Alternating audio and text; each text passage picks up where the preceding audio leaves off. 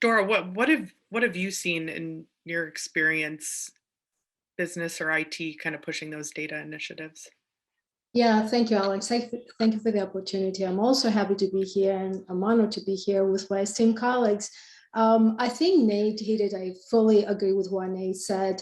And you asked about should we be driven out of IT, out of business. I think the key here is to make sure that always we connected to the business outcomes, to Nate's point. But what are those business challenges that we're trying to solve for? I think the risk in this area might be that sometimes we're trying to implement technology for the sake of technology. There's a lot of buzz sometimes about new technology and what they can do. So I would say initiatives like the ones Nate mentioned, similar, I think they're common across our industries.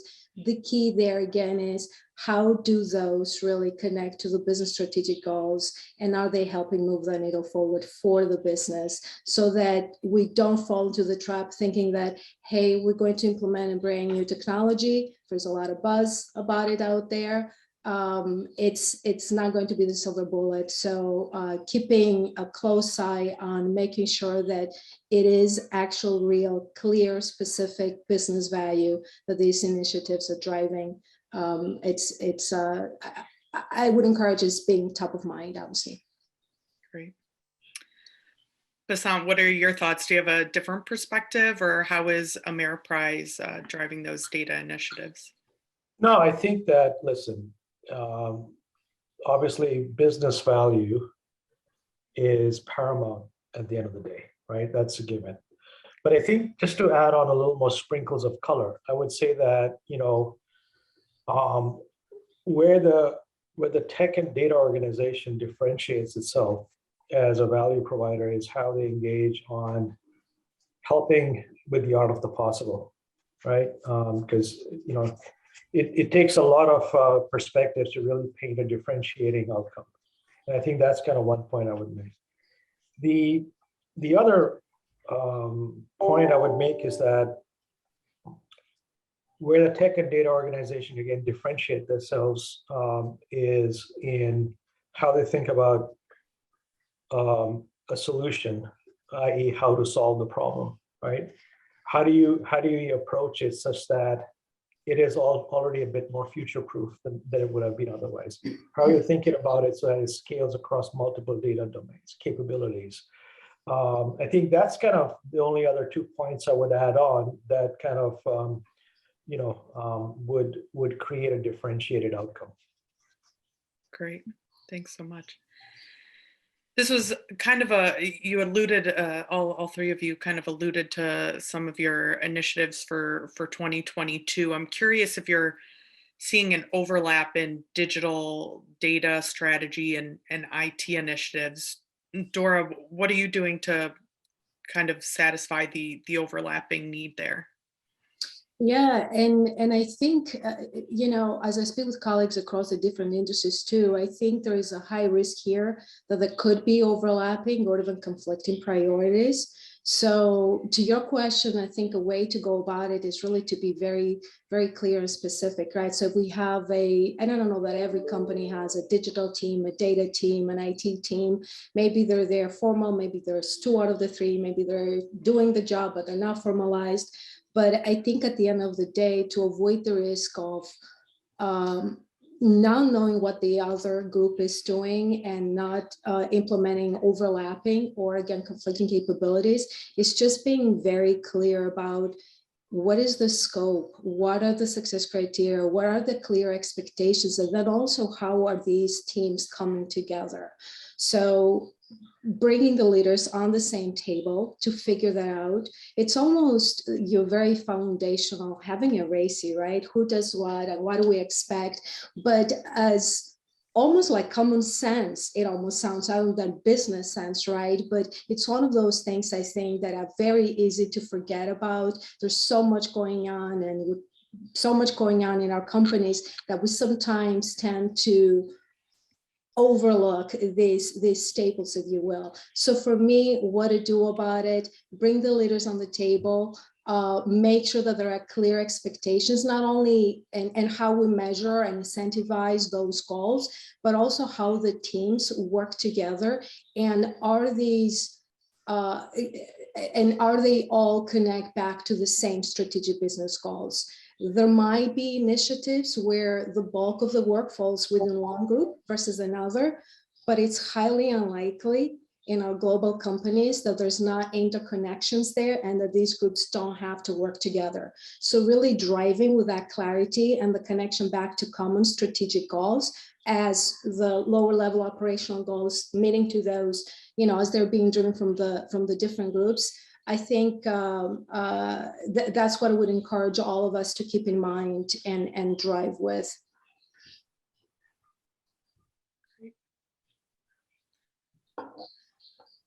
Basant, perhaps maybe you can talk a bit about finding the business objectives that drive technology decisions, or are some initiatives IT engineering capability driven?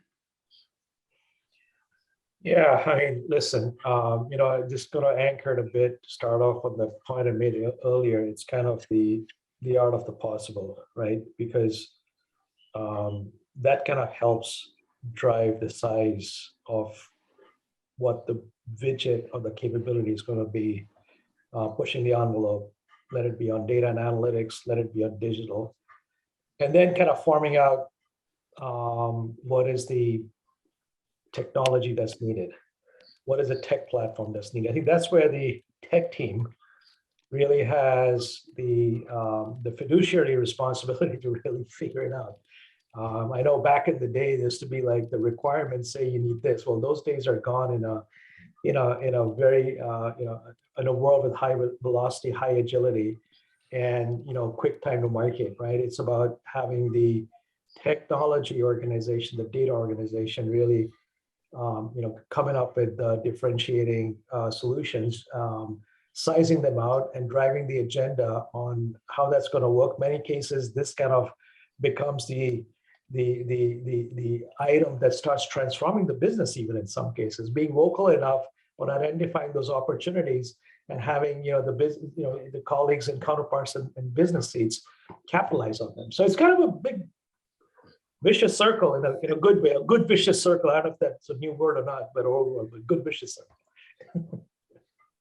Yeah, I'd love to just chime in on that too. I couldn't agree more that it is cyclical, and you want to go through these iterations, always aligned with those business outcomes for sure.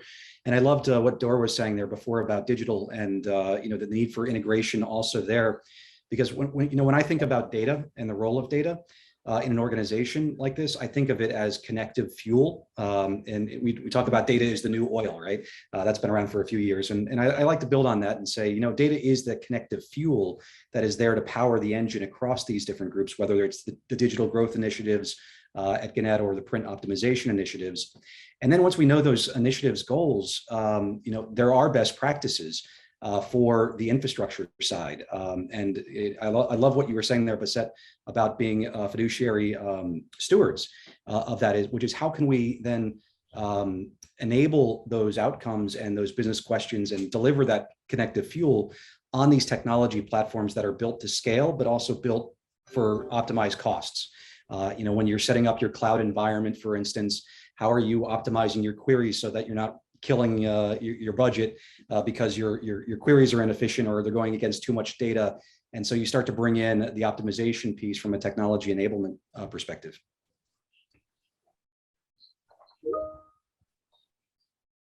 So when you talk about kind of that vicious cycle and all the initiatives that you're driving, Nate, how important are things like data governance and data quality and data lineage and other non-monetary foundational goals in your digital and data initiatives? So I think there's a lot of misperceptions, especially across different media verticals, about what we even mean by data governance. I was talking to another group recently, and they took very much an assumption, which is that data governance is about risk management.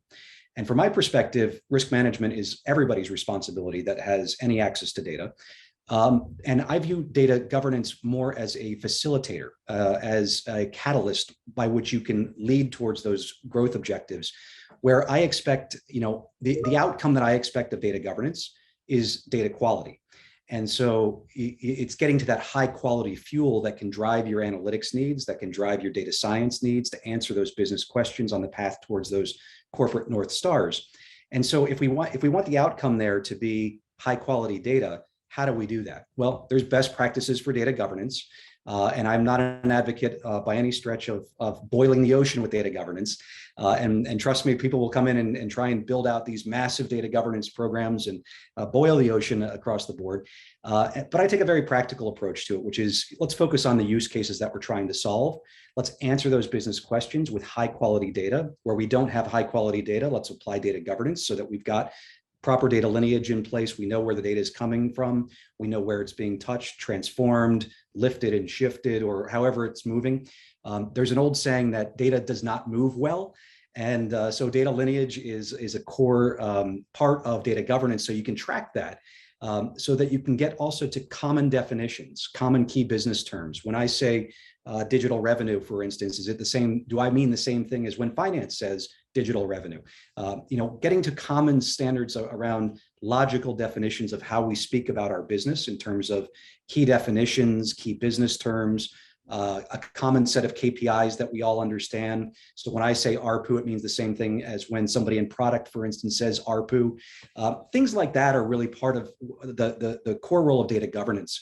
And I think a strong partnership between data governance and IT and the CISO is also very critical, because you need to really ensure that your foundation is square in terms of data security, in terms of data compliance, and all of those things. And I think that the role of a CISO really plays a foundational part in enabling a data governance program to be successful.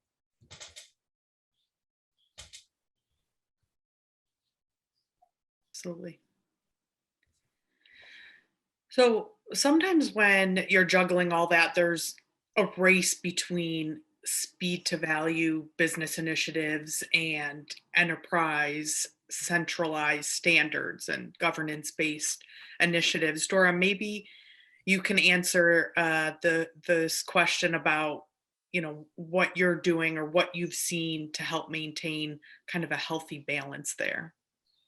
I think actually Nate hit on a couple of those points where what I'm thinking about this in terms of data governance, which is you don't want to boil the ocean, you want to iterate through things. But I tell you, a lot of what I've seen is that most organizations kind of rush to let's go build. And so we end up having the folks that just want to go build and the folks that say, but this is not going to sustain for the future. So hence the conundrum, what you just mentioned, Alex, right? There's almost like a challenge there, as if it's two sides. But I think what's important to understand and how to go about it is that when we're looking at these initiatives, how we're making sure that we're getting both sides or all these voices heard, coming to the table together, and then how we're measuring ourselves. If we're measuring ourselves in how quickly can I implement a technology solution, for example, well, I'm not so sure. I think what might end up happening is that we're taking shortcuts and not really doing the best we can to connect it to those business outcomes and strategic goals that we're talking about. So bringing the other voice on the table as well to think about how can we build for now, but sustain, architect and sustain for the future.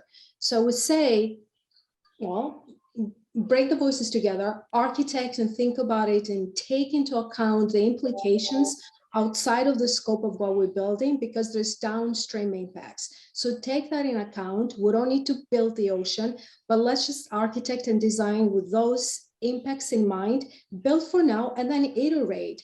I think folks that are driven by let's go build probably have to let go a little bit of that mindset and think that, hey, when we work together for the company overall, actually we're going to go further ahead. And I would say at the other end, folks that just want to see everything perfect, maybe we do want to boil the ocean, maybe we do want to just do perfect. Well, progress is better than perfection, because that's how we're going to start seeing progress. Having in mind, however, what the target is, that's what's going to help us with iteration. So one of the practices, if you will, that I've seen helping is, again, taking the time to understand the impacts, architect and design for what would sustain, have the target, and then as we build for now, obviously out of the low-hanging fruits, but as we start building, how do we build taking us a step closer to that target? If we don't take the time to think through what that is, how do we know we get closer to it? So in my mind, those are some of the practices that I've used in the past myself, and I've seen it work.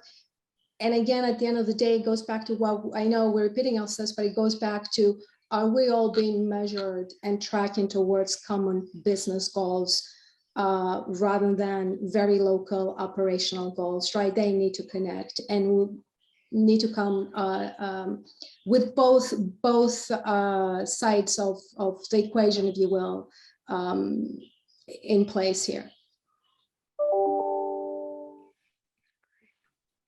Thanks. Yeah, I like the idea of a ladder of KPIs, if you will. How do the KPIs build up towards larger KPIs that eventually build towards those North Star objectives?